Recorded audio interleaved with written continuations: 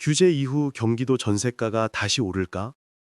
평택에 사는 50대 중반의 최 씨는 지난 화요일 밤 잠을 설쳤습니다. 아들 부부가 살고 있는 수원 아파트의 전세 계약이 석 달 후 만료되는데 집주인으로부터 예상치 못한 통보를 받았기 때문입니다. 다음 계약 때는 전세금을 올려야겠습니다. 요즘 시세가 많이 올랐거든요. 1년 전만 해도 전세가가 떨어질까봐 걱정이었는데 이제는 정반대 상황이 벌어진 것입니다. 최 씨는 핸드폰으로 경기도 부동산 시세를 검색하며 한숨을 내쉬었습니다. 화면에 나타난 숫자들은 그의 예상보다 훨씬 높았습니다. 여러분도 최근 경기도 부동산 시장의 변화를 느끼고 계실 것입니다.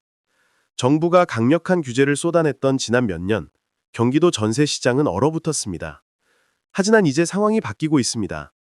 곳곳에서 전세가 상승 소식이 들려오고 집을 구하는 사람들의 발걸음이 빨라지고 있습니다. 도대체 무슨 일이 벌어지고 있는 걸까요? 최 씨는 20년 전 분당으로 이사 온 이후 줄곧 경기도에서 살았습니다. 서울에 직장을 다니면서도 경기도를 선택한 이유는 명확했습니다.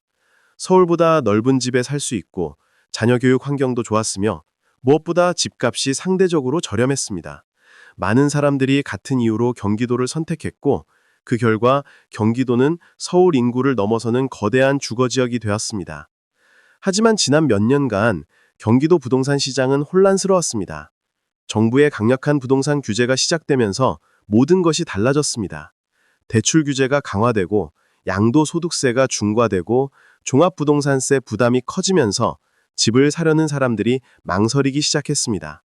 매매 시장이 얼어붙자 전세 시장도 함께 냉각되었습니다.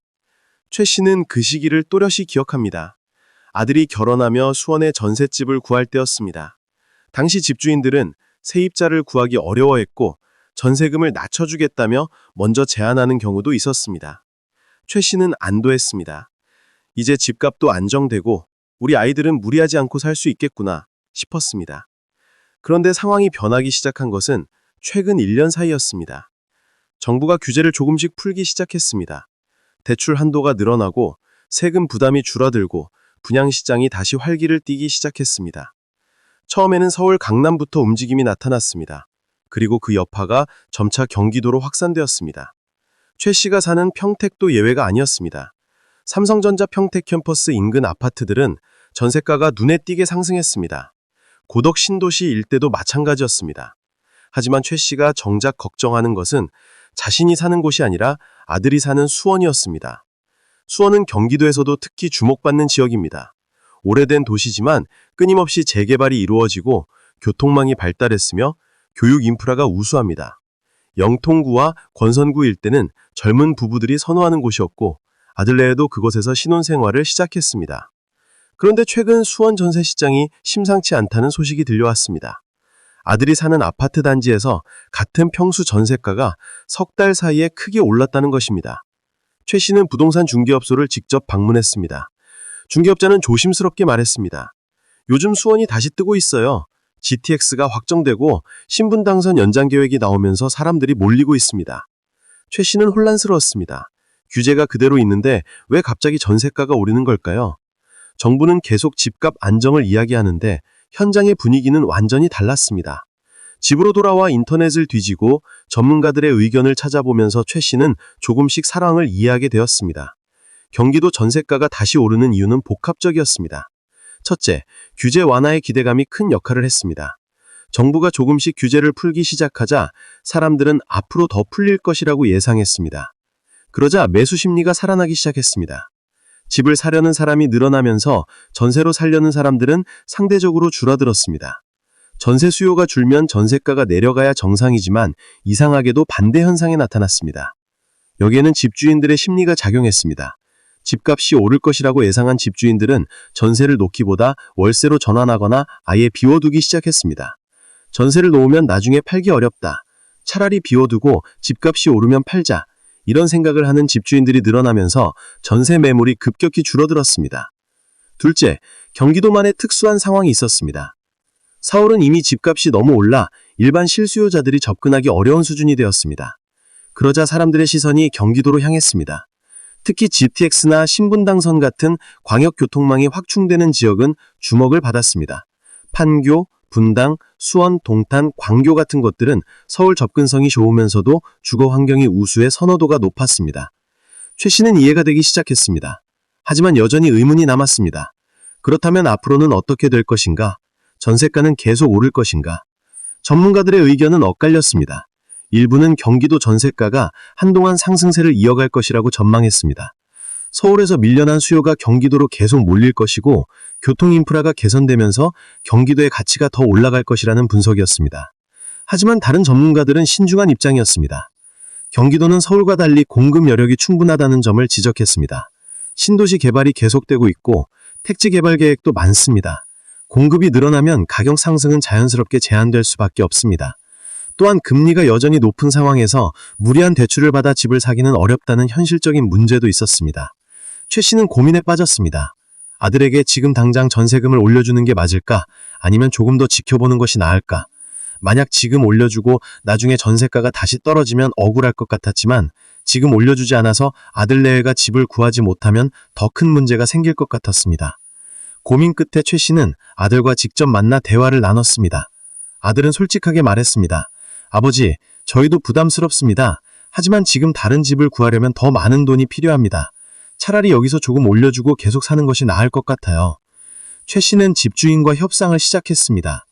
처음 집주인이 요구한 금액은 터무니없이 높았습니다.